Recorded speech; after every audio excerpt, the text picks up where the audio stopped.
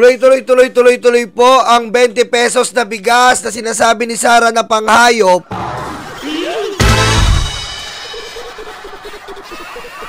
Tuloy po ang 20 pesos na bigas na sabi ni Sara ay panghayop. Kahapon po ay dinumog na, ngayon po lalo pong dinumog. Yan po ang pila.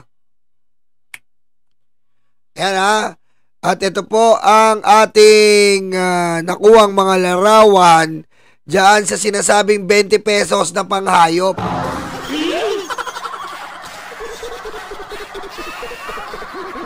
Ayan po ha, kita nyo po. Yung mga nakapila po dyan, yan po yung hayop, sabi ni Sara Duterte.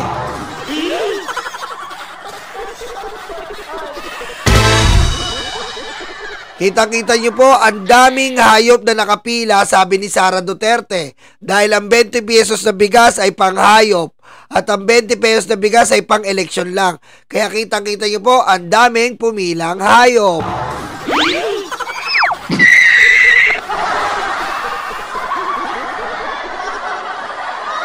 Hoy, Norwil Abayon, shoutout. Kaya kitang-kita nyo po, ilang mga hayop ang nakapila ayon kay Sara Duterte. Na hindi daw po imposible kasi puro daldal bunganga, walang kwentang vice presidente.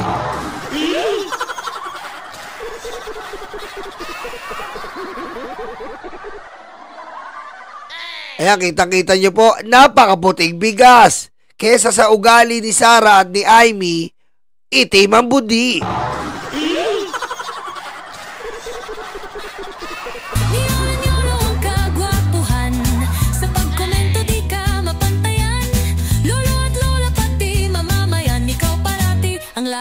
Inaabangan. At dahil nakaabot na nga po ng NCR ang ating 20 pesos na bigas na sabi ni Sara Duterte ay mga hayop ang kumakain. Mga lugar sa Metro Manila, bibigyan ko lang po kayo ng guide. Mga kapwa ko hayop dyan, mga kapwa ko hayop, bibigyan ko ng guide para makabili tayong mga hayop na maglulupa.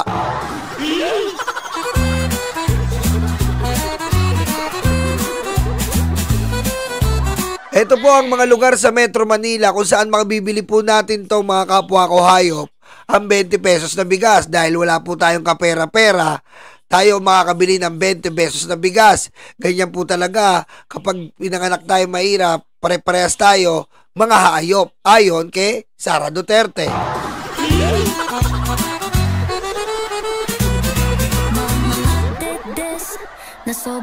So dito po tayo mabibili.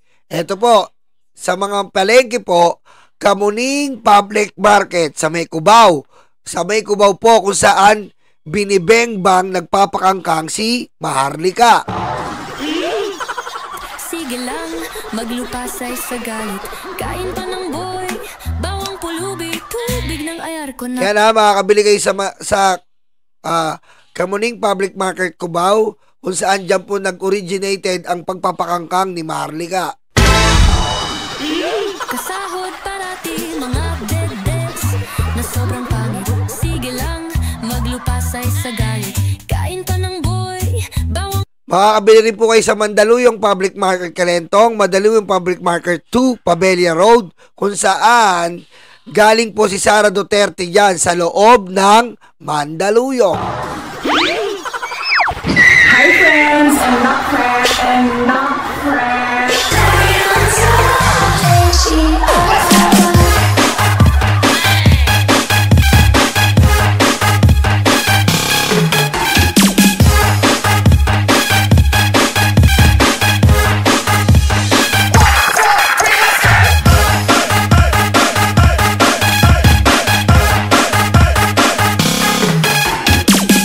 Yan, dyan po kayo makakabili sa Mandaluyong, Favelia Road, Addition Hills, Bagong Silang, Phase 9 Public Market, Caloocan, Pasay City Public Market, Libertad Street, Nabotas Agora Complex, North Bay Boulevard, Nabotas, New Las Piñas Public Market, Alderan, Zapote, Las Piñas. Ayan, pati po ang, kasi napapansin ni BBM, nakawawa ang mga tiga Las Piñas, buti na lang natalo si Cynthia Villar, ang crime water against humanity.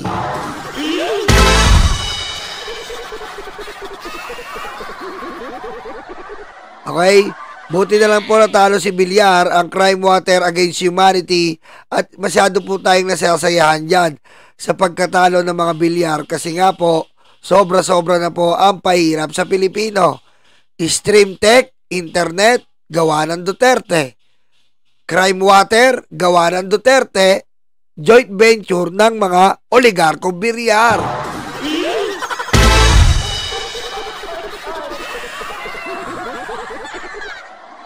Okay, dito naman tayo. Mabibili rin nyo rin sa Kadiwa site sa Philippine Fiber Industry Development of PhilFIDA sa Las Piñas uli kung saan nagkalat ang crime water.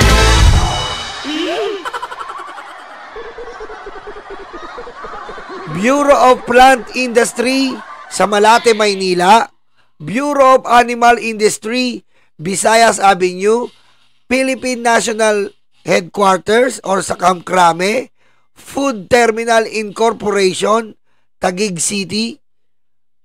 Bagong Sibol Market ng Marikina City. Disciplina Village Phase 1, Valenzuela City. Barangay 183, Midway Park, Caloocan City. Agribusiness Development Center, DA Compound, Diliman, Quezon City. Ayan po ang mga sites na mabibilan nyo. Ito pa po ang other Kadiwa events. PhilPost Liwasang Bonifacio, kung saan po nagrarally po ang mga DDS palagi na 3 lang ang nagpupunta.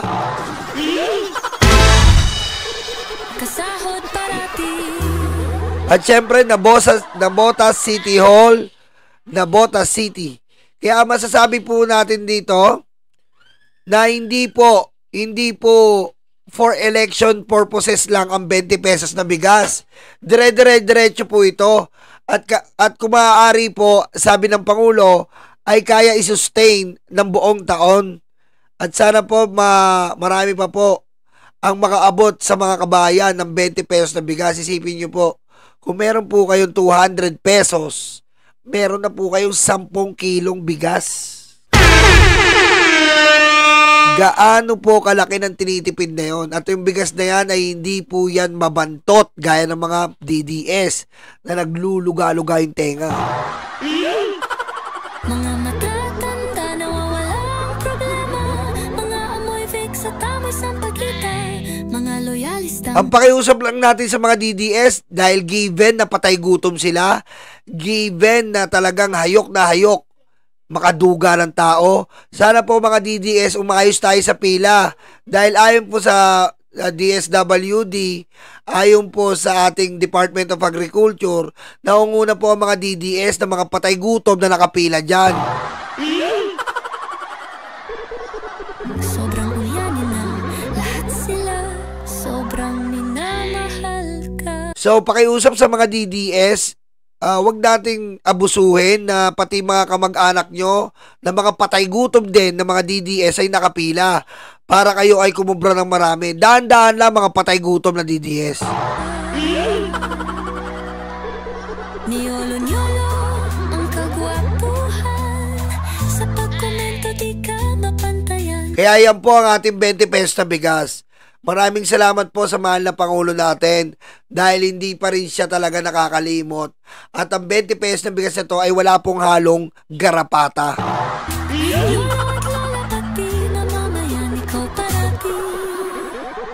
Ang laging inaabangan, niyolo-niyolo ang kagwapuhan, sa pagkomento di ka mapantayan.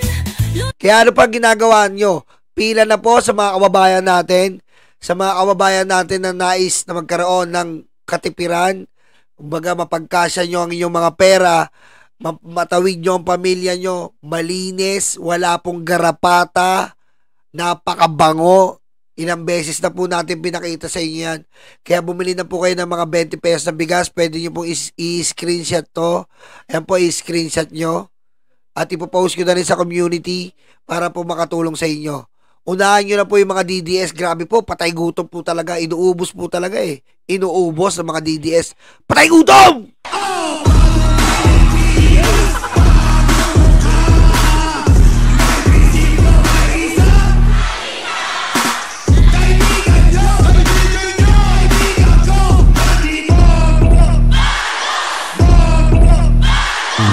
At ngayon po, konting throwback lang po tayo sa paparating na impeachment. Ipapaalala ko lang po sa inyo ang dapat nating abangan. Ito pong dalawang to ang dapat nating abangan. Dahil itong dalawang to ang walang niyang naglustay kasabwat ni Sara Duterte. Diba? Ito po si Edward Fajarda at si Gina Acosta. Matatandaan niyo po si Gina Acosta ang nagpatay-patayan po.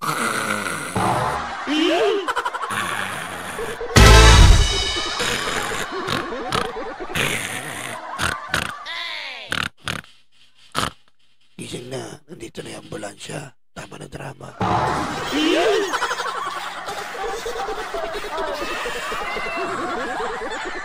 Ayan po ha. Ewan ko kung na-save ko pa yung video ko. Lagi ko pinapakita yun eh. Tingnan ko lang po kung na-save ko pa. Tingnan ko ha. Baka nandito pa. Sayang, ang ganda ng acting yan nung hype na to eh. Asa na ba? Ito. Baka na-save ko. Tingnan natin. Andito pa yata. Pakita ko lang sa inyo kung paano umarte to.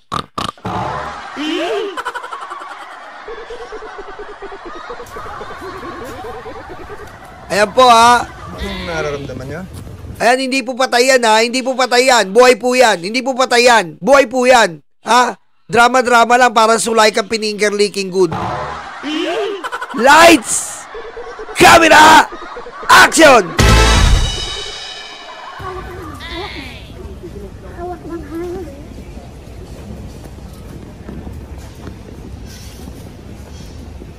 Sir, saan natin dadalhin? Sa klinik lang. Klinik pa muna. Mag-movement lang talaga mag-save. Kaya nang dagan o kaya nang linya-linya.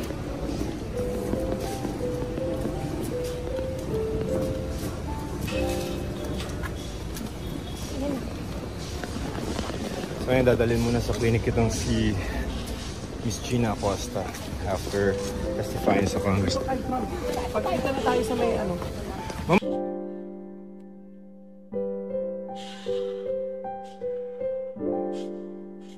Dear Charo, isa naman pong empleyado ni Sara ang persahan niyang pinatay. Kitang-kita niyo po sa bidyong yan. Para po hindi madulas sa kanyang kagagaan at kabaliwan, pinilit niya pong pinatay ang kanyang empleyado. Opo, Charo. Wala pong sakit yan. Ang pusang ama, umarte lang. Kasi po, nagagalit na si Sara, unti-unting nadudulas na. Nadudulas na kasi ang pusang amang Gina Acosta na kapag withdraw niya ng 125 million, ay binigay niya kila chika. Hindi po to matanggap ni Sara Baliw. Kasi mabubuko siya na walang iya siya sa pera ng taong bayan. Kaya kita-kita mo, Charo, mukhang tanga. Kita mo yung katangahan? Ganyang kaulol si Gina Acosta. Kita mo, biglang naging Nora Honor. Walang himala. Nasa Diyos ang himala, pusang ama ka. Nakatulog na naman. Ang galing. Dapat pala, hindi ambulansya, Charo. Albularyo.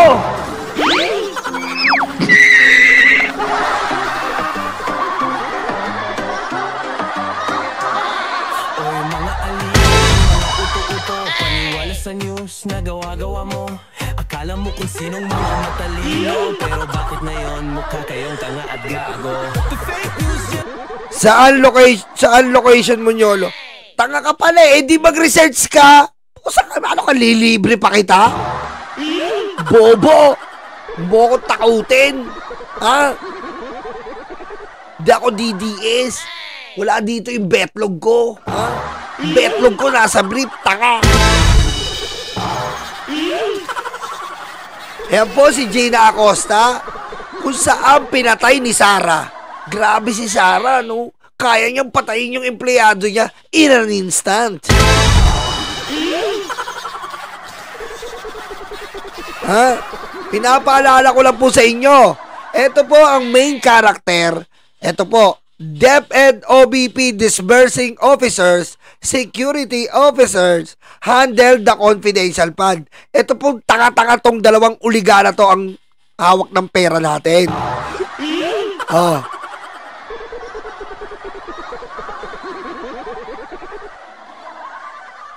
After 7 hearing of the Quadcom, House Good Governance and Public Accountability, the authenticity of the acknowledgement receipts remains uncertain based on the responses of former DepEd Special Edwin Pajarda and OBP Special Gina Acosta.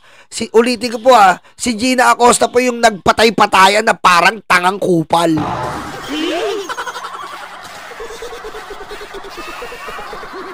They said the security officers were the ones who traveled to various locations and were in field to distribute rewards and pay the rental expenses of safe houses.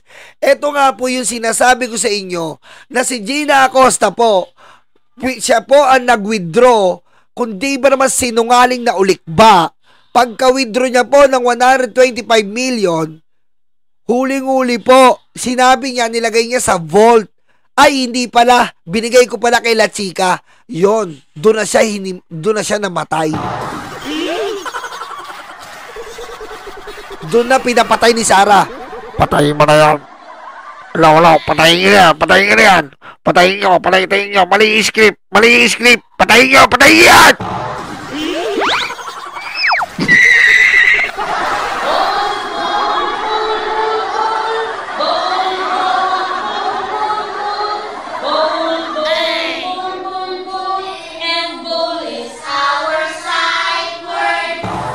Ayan po, ito yun For the OBP, Acosta said, si Acosta po sabi niya, ibinigay niya ang 125 million kay La Chica. Ayan po sabi, sa Head Vice Presidential Security and Protection Group. Meron po akong process ng pag-disburse. Sa security officer lang po ako nag-disburse, wala nang iba. Doon niya binigay. Pajarda said it was La Chica who assigned a certain security officer named Alan to accompany him during the fund withdrawals. Ito po ang nakakapagtaka po dito. Bakit mo bibigay buong buo ang 125 million kay La Chica, pusang ama ka?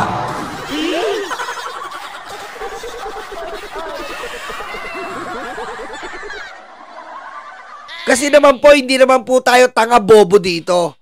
Siguro naman po ang confidential project ng mga pusang amang to, meron niyang planning, meron niyang survey. Sabihin na natin may mga estudyante na nababalitaan mo na pupunta sa NPA. Siyempre meron ka muna diyang survey. Diba? Ganyan sa intelligence Meron ka munang survey. Titignan mo kung sino ang mga estudyante na balita mong papasok sa NPA. Ganun kasi pinapalabas nila Doon nila ginagamit yung confidential fund siyempre may survey ka muna. Yung survey, popondohan mo, sabihin mo 2 million. Bigay ka muna ng 2 million. Then meron kang planning. Magpaplano kayo sa resulta ng survey. Sabihin mo magbibigay ka uli ng 2 million. Then, magkakaroon kayo ng implementation. Kung saan, ipupush through nyo na yung resulta ng survey at planning. Sabihin mo ng implementation mo, nagkakahalaga ng 20 million. Kasi nga, mag-hire ka ng mga iba't ibang intelligence etc. mo. Mag-hire ka ng mga sasakyan for raid. Pero binigay nilang buong-buo yung pera kay La Chica. Doon po talaga bistado tong hayop na Sara Duterte. Oh. Di ba? Tama, Jason Fermin. Gathering info, surveillance, yan po ang intel. Then implementation. Oh, sabihin mo ng suma total, gumastos ka man lang ng 30 million. Putik, sa 30 million na yun, sa 30 million na po yun ha, meron ka ng 10 brand yung sasakyan na yun. Kung talagang maarte si Sara Duterte, meron na siyang 10 brand yung sasakyan sa 30 million. Oh, meron na siyang humigit kumulang 200 katao sa 30 million. Pero putek, ito po binigay 125 million buo. Ano po yung nirate nila? Buong NCR?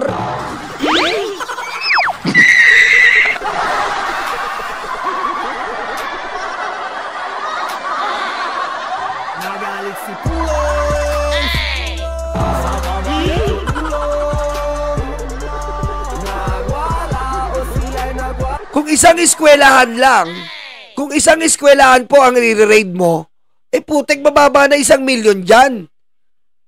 Putik, 125 million, inubos mo?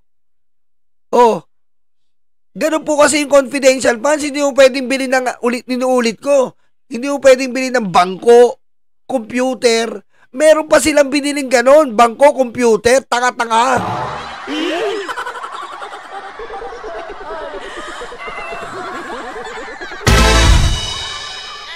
Oh, ayan po yung ano neto. Ito po sabi ni Acosta, she said she was accompanied by Assistant Chief Limuel Antonio. Ayan po, Davao Group. Oh, four traveling bags, duffel bags. Doon niya po nilagay yung 125 million. This was done 4 times from December 22 to the third quarter of 2023. Kasi nga po, sunod-sunod yung 125 million. Ayan po. Hindi na natin papaanoin to ha. Hindi na natin. Work lang niya ay designated security officer. Siya lang po yung field sa confidential operation. His job is just designated security officer. He is the one in the field handling confidential operation. Binabanggit niya po dito si La Chica. Na si La Chica po ngayon ay under investigation po ng AFP. Kasi nga po, sa buhatan ito sa buhatan ito ng nila Sara Duterte. Kaya hindi po maano-ano ni Sara na pag-usapan ito kasi madadali siya. After po nito, nagkaroon na po tayo ng maraming teledrama. Drama-rama sa hapon. Yan. Yan lang po ang konting troba ko sa inyo dito po sa dalawang impacto na to. Ito po, Davao Group po ito. Kasama pa po to ni Sara sa Davao. Ito po may asawa tong Paharda na to, si Sansan Paharda. Siya po ang kasabot din ni Sara, si Sansan Paharda, saan? Sa isang kaibigan. Yung asawa nito, kasabot ni Sara sa isang kaibigan na makapal ang mukha na tungkol sa drama ni Sara, tungkol sa isang kaibigan niya daw na nag-traitor sa kanya.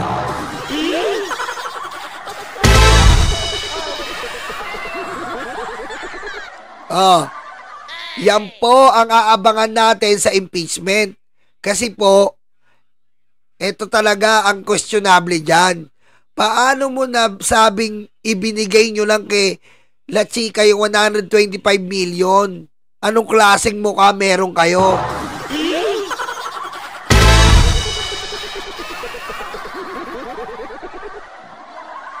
Ngayon, dumako na tayo dito.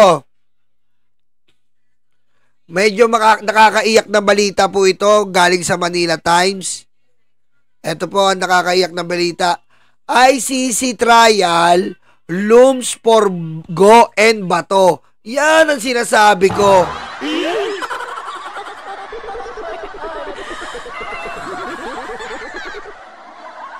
Kaya nga po ako tumataas po yung balahibo ko. Kasi po, ba't tumataas balahibo ko? Ito po, pakita ko po sa inyo ang masamang premonition o pangitain. Ito po kita nyo po masamang pangitain. Sa senador po, 1 si Bato ay si Gongo. Sa ICC na listahan, 1 din po si Bongo.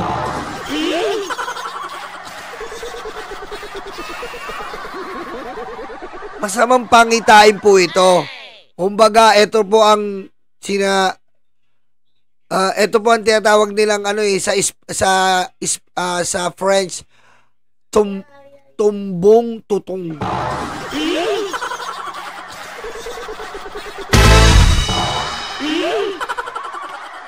Diba? Diba? Ito ang tinatawag din sa French na tumbong tutong.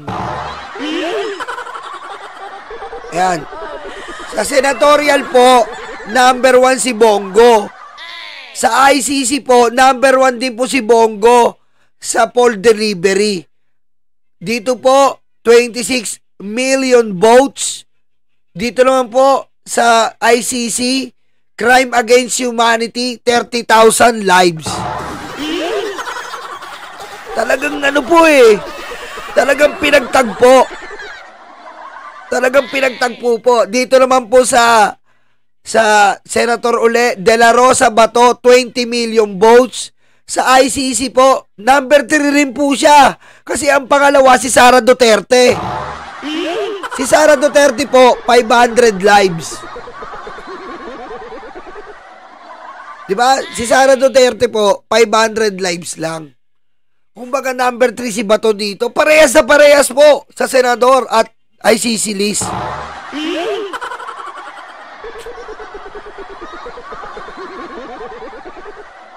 Si Bato rin po ay ang crime against humanity, 30,000 lives.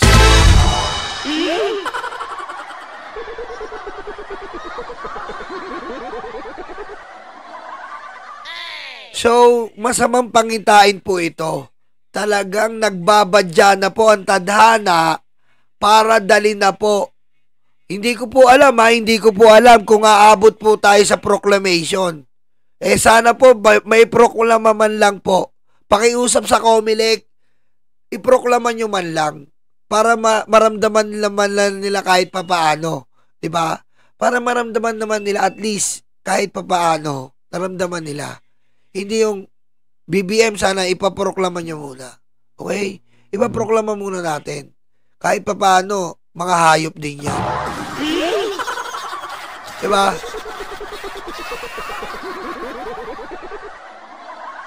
Diba? Ipaproklama muna natin BBM sa Comelec. Maranasan man lang. Sayang din po. Ang laki din po ng ginastos niyan.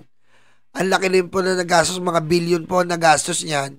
So, para for the hard work, itaas lang natin yung kamay, das pagtaas po natin, itaas din natin, ganoon yung posas. At least na proklama, di ba?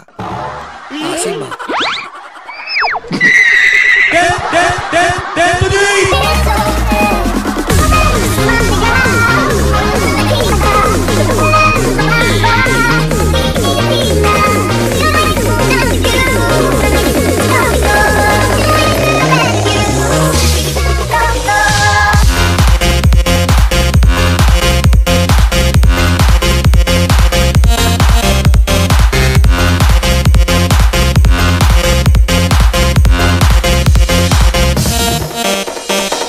Ito, try ko Tagalogin na.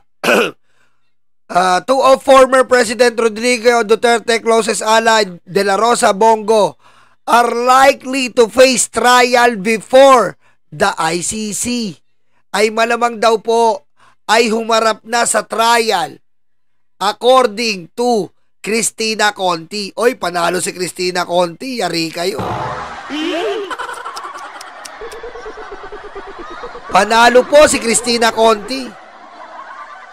Sabi ni Conti, siya ang managing counsel na nagre-represent sa mga pamilya daw po ng drug war victims.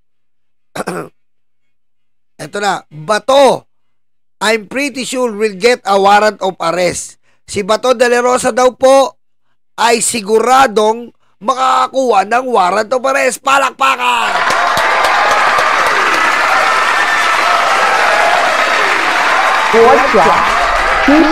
Xi Jinping. By later this year, possibly September, we may be looking at a sitting mayor on trial, assuming he wins, and we're looking at 2 senator of the republic being in trial. Kumbaga, makakakita daw po tayo ng isang mayor na naharap sa korte at isang senador na nakaharap din sa korte. Kaso, sosyal po sila. International. Oh, yeah.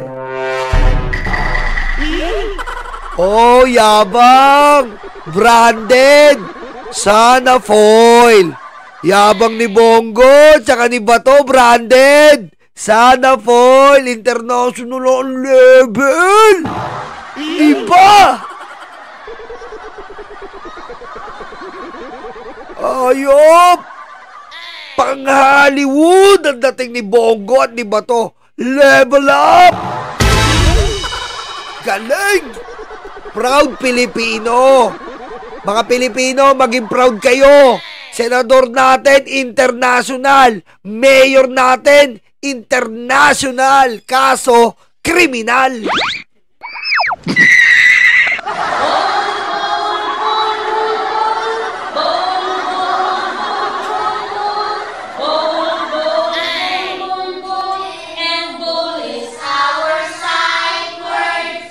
Sabi ni Conti, describe the development as a stunning paradox, pointing out that a man facing crimes against humanity is simultaneously seeking public office. Nanalo na nga. Ayan na.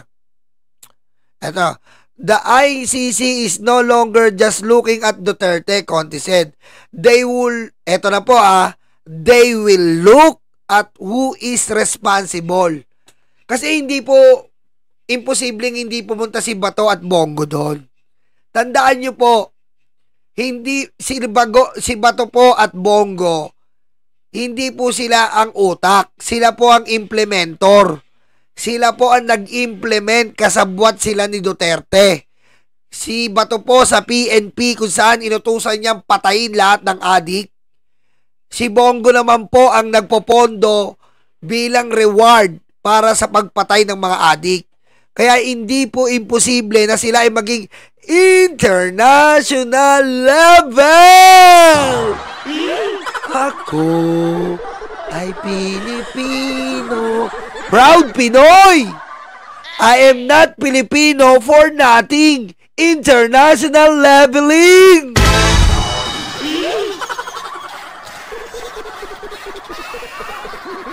International level tayo, man. Ba na talaga ang Pinoy? Pang worldwide na.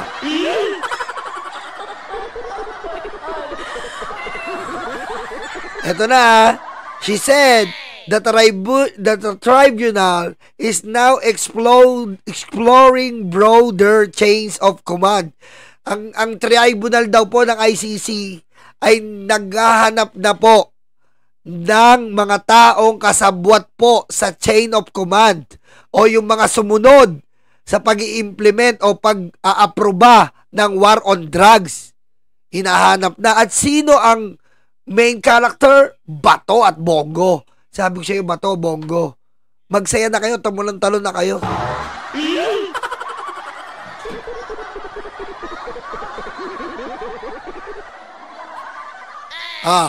Those who knew about the killings and continue to support the policy without doing anything to stop it can be held criminally responsible. Kung sino daw po ang kasabwat ng pagpatay o yung nangyaring war on drugs at wala rin pong ginagawa kahit alam nila ang sistemang war on drugs, ay magiging responsable. That is Bato and Bongo.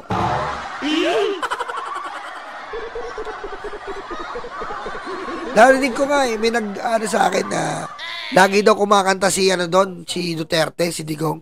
Sabi niya, keep smiling, keep shining, knowing you can always count on me. For sure, that's what friends are for. For good times and bad times, I'll be on your side forevermore. That's what friends are for. Keep smiling, keep shining, knowing you can always count on me. For sure.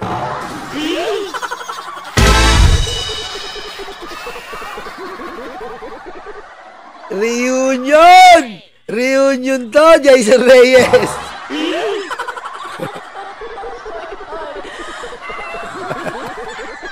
Reunion ng peg. Diba? Kumbaga sa Eraserheads, ano to, minsan. Minsan sa may Davao City tayo'y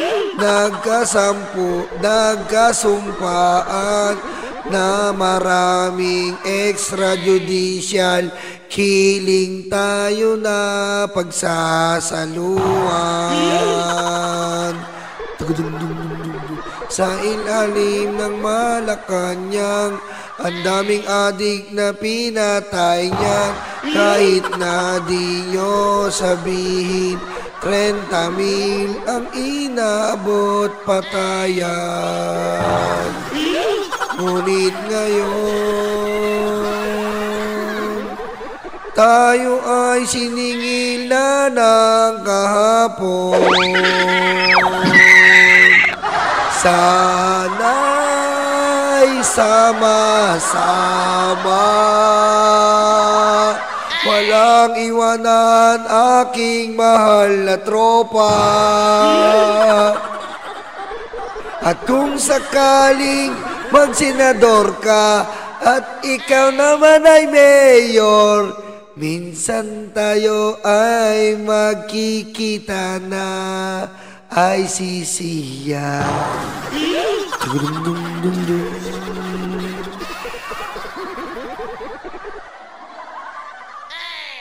Yan po yan po ang ating reunion.